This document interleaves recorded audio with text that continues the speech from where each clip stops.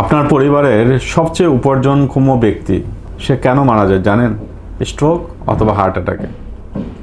Maximum সময় এ ধরনের রোগী আমরা বেশি পাই। আমি কথা বলছি আজকে ওয়ার্ল্ড হাইপারটেনশন ডে 2026 সম্পর্কে। আমি আপনাদের হাইপারটেনশন নিয়ে একটু আবারও সচেতন করতে চাই, কারণ হচ্ছে হাইপারটেনশন স্টিল এটা মডিফাইবল রিস্ক ফ্যাক্টর।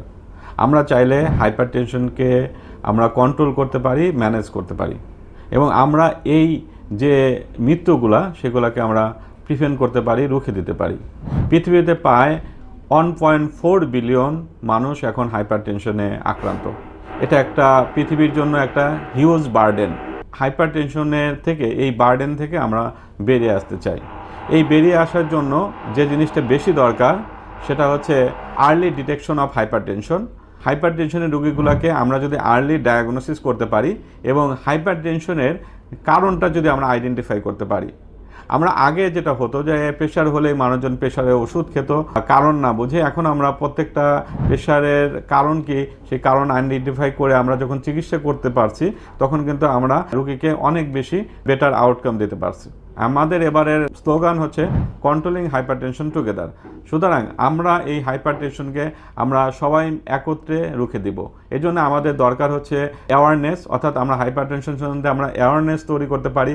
আমরা লাইফস্টাইল আমরা চেঞ্জ করতে পারি। আমাদের যে লাইফস্টাইল আছে, সেডেন্টারি লাইফস্টাইল, আমরা হাঁটি না, আমরা দেখা যায় যে বসে থাকি, এই জিনিসগুলো চেঞ্জ করতে হবে।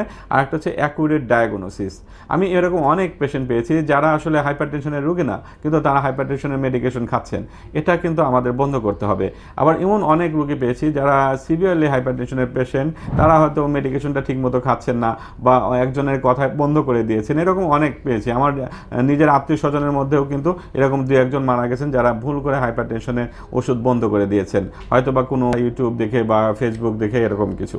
আমি আপনাদের একটা কথা খুব যত্ন সহকারে এবং খুব আন্তরিকভাবে বলতে চাই, আপনার প্রেশারের ওষুধ আপনি খাবেন কি না, আপনার এই প্রেশারের ওষুধ আপনি চেঞ্জ করবেন কি না, অথবা আপনার প্রেশারের ওষুধ কতটুকু ডোজ হবে, এটা অবশ্যই একজন যে এই ব্যাপারে স্পেশালিস্ট তার সাথে যোগাযোগ করে তারপরে এগুলো চেঞ্জ করুন।